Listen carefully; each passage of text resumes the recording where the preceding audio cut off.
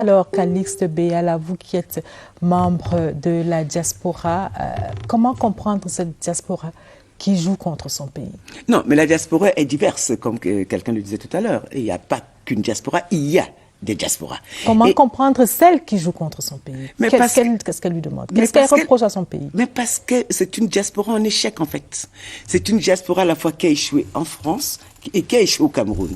C'est une diaspora désespérée parce que quand vous regardez ceux qui vivent en majorité en France, qui ont parfaitement réussi, vous ne les verrez dans aucune manifestation. Ils n'ont pas le temps. Ils ont leurs enfants éduqués, ils ont leur business. Parce que les Camerounais en France, attention, sont parmi les Noirs les plus riches. On ne le dit jamais assez. Parce que quand on parle de la diaspora, on nous montre Château Rouge. C'est faux. La majorité des pharmaciens qui ont la pharmacie, qui sont des médecins, qui sont des chirurgiens, qui sont tout ce que vous voulez, ce sont des Camerounais. C'est pour ça que quand je fais des mouvements, par exemple... Pas seulement en France. Mais oui, ce sont des Camerounais.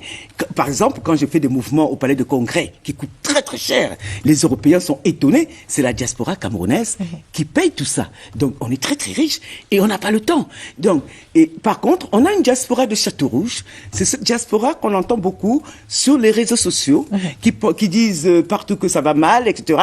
Et souvent, c'est une diaspora qui n'a pas de papier. Donc, en disant que ils sont persécutés, ils sont harcelés, ils sont, etc., ils vont avoir un statut de réfugiés politiques pour avoir leur papier. Donc, c'est aussi une des explications. Pas la seule. Il y en a qui sont frustrés parce que ils ont peut-être voulu faire des marchés, j'ai aussi entendu ça déjà, et ils ont été floués.